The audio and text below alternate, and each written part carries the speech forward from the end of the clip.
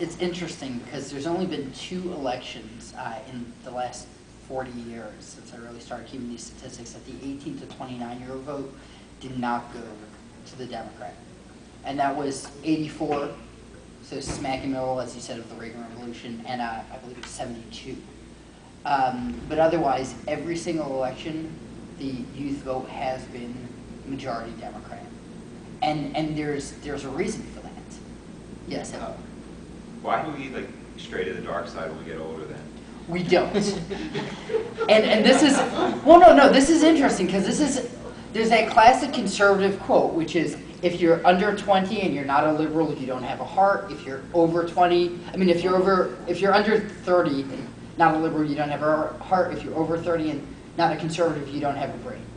It's an entire misconception, but people, when they do age out of their 20s, they do start caring more about fiscal issues.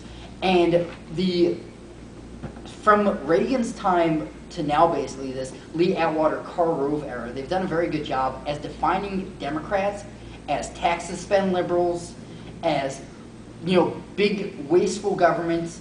And these aren't true. Do most Democrats believe in big government? Absolutely. Do we believe in big wasteful government? No.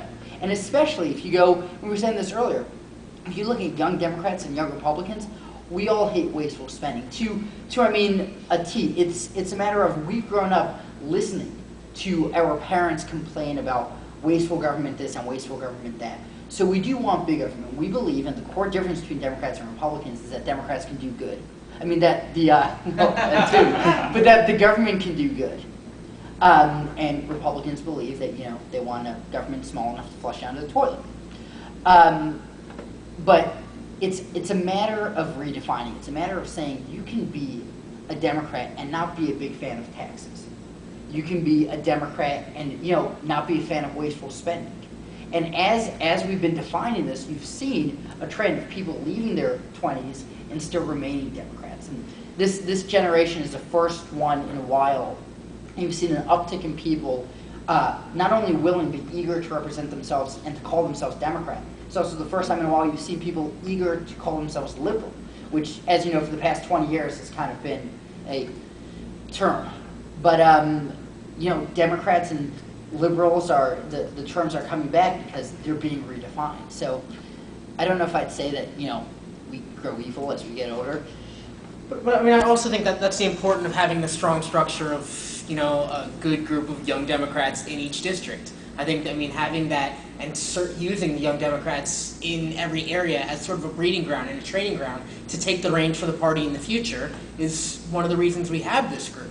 Not only are they able to, through Young Democrats, learn how to run an organization, maybe the central committee, how to run for office through, sitting with their local representatives and learning things that way, it's also a way for us to win our elections. Because I don't think you're ever going to find anyone who can campaign nearly as energetically as a young group can. You're not going to find anyone that can work 7 in the morning to 2 a.m. all the time like young people can. Knock as many doors, people who like knocking doors, or make phone calls as much as the young group can. So I think, that's... God bless you.